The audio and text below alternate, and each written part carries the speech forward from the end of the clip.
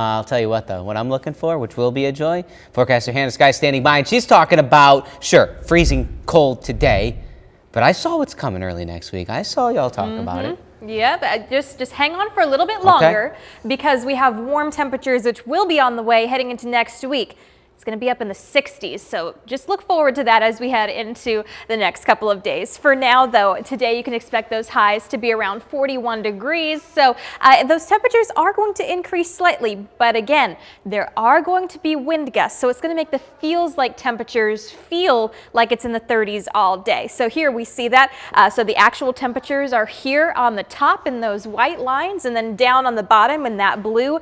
That's what it's going to feel like due to the wind chill. So still going to feel pretty gnarly outside, not quite as bad as it was this time yesterday. Already the temperatures are warmer than our high temperature yesterday. And then heading into tonight, our lows are going to dip down into the lower to mid 20s, even some of the teens for some of our areas. And again, it's going to feel colder just due to the gusty winds. Now, the temperature trend the next 6 to 10 days out are beginning to trend closer to the average. So like I said, we should be seeing more of those temperatures in the 50s and the lower 60s, and our lows staying in the 30s and the 40s. So it's going to feel phenomenal outside, kind of that, that just before spring type of feel. I'm trying to find a better word to describe it, but at least we're not going to be below average for a while. What you're also going to notice, precipitation trends the next 6 to 10 days out are starting to trend closer to the average as well. So we're going to see kind of the normal amount that we'd see in your February.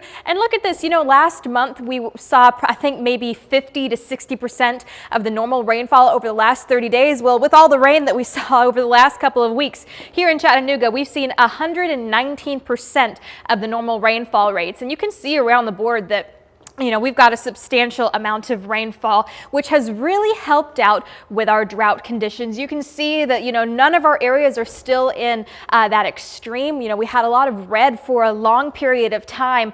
Now here in Chattanooga, we're kind of in between that moderate to just dry conditions, which is certainly a good thing since we had been in some extreme drought conditions for a very long time. Some areas such as Blue Jay and LJ and farther down to the north aren't in any drought conditions. So the rain that we saw, while it was extremely heavy and did cause a lot of issues, especially farther up in Middle Tennessee and to the west, for us down here, it really took a chunk out of the drought conditions that we had been seeing for such a long time. Now, here's a look at your 7-day forecast. So again, just like I promised, as we head into next week, those temperatures are going to increase into the 60s and the mid 60s at that. But first, for the next couple of days, we're still going to experience some lows down into the 20s, highs in the 40s and 50s. But again, it's going to be staying dry for, the foreseeable future. Our next rain chances don't work their way into the forecast until we head into your next Wednesday and Thursday, and we'll continue to give you